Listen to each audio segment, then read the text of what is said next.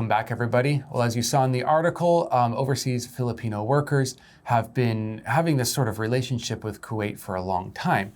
They've sent a lot, well, I don't know about sent, but a lot of Filipinos have gone to Kuwait for work. Things seem to be going quite well. Earning a lot of money there. There's several 100,000, I believe the article said. But there is, of course, issues that arise. And those issues can be sometimes workplace violence or difficulties or unfair things or visa issues. And so the Philippines created an office over there to kind of help with these issues. However, through this sort of like dealing with all these issues, Kuwait started to feel like this was kind of overstepping the bounds, kind of like hurting their sovereignty of their own country. They got a little bit angry. Well, of course, the Philippines said, hey, don't you remember? There's people that were killed there because of how bad the work conditions are, and we're here to stop our citizens from being hurt.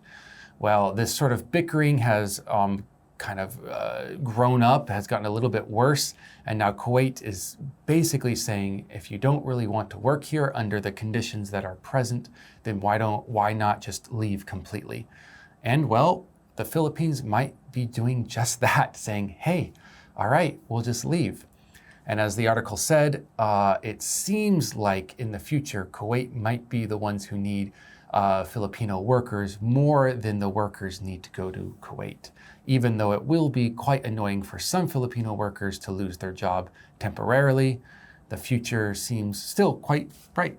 I mean, they can always be nurses in America. Yeah. They can go to a lot of places. Mm-hmm. Always opportunities out there. So that's where the article leaves us, but that's not where we leave you, because we're going to jump into some questions. Which country do the most foreign workers come from? From your country. I wonder if we agree on this, because I didn't even research. I was just like, I kind of feel like Mexico. Yeah. Okay. All right. Mexico. Okay. Yeah. Because I was still kind of up in the air between China and Mexico at the time. I was like, you know what? I'm not going to research. I'm just going to say what my feeling is. I'm going to say Mexico because of the close proximity and the long history, and they probably already have some kind of support structure, either distant family members, close family, and there's already communities that they can kind of enter into. So I would probably say Mexico, Central America. Yeah. Oh, yeah. Somewhere down right below America. Yeah. Is kind of where I guessed most of the workers would come if I were to venture an educated guess. Sure. But I wonder who is second on that list. That's a good question. I don't quite know I don't think the Chinese are that as much high. But I mean, maybe Filipinos? Yeah, it really could be. It could be like Southeast Asia in general. Could be quite high. Yeah. Who knows, Koreans too. Sure. I think you get a lot of Caribbean people from Jamaica, Dominican, Haiti, Cuba. Those kinds of places. That is true. That is true. Although the majority will not be Cuba. Yeah. They are mostly already here. I wonder if we'll ever have an article on Cuba, because that's an interesting subject. Where do you feel like Americans go most for work? Where do they go most?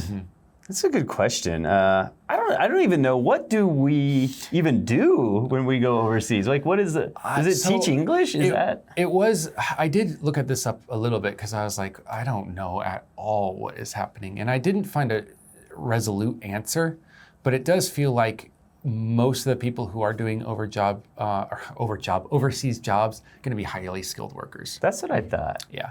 It's usually like higher education, highly skilled workers. Oh, like us. We are highly skilled, and you might have a high education, but I do not. Okay. Yeah. But I'm sure we could be pretty highly skilled ourselves someday.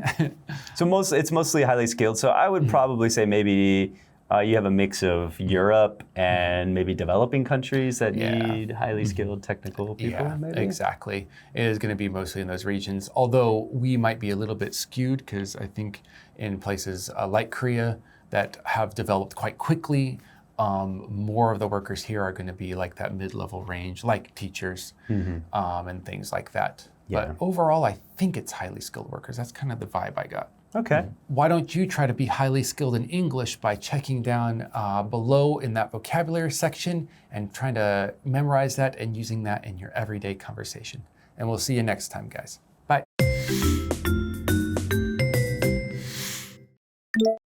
Seafaring. Seafaring. Remittance. Remittance. Gruesome. Gruesome. Deploy. Deploy. Sovereignty. Sovereignty.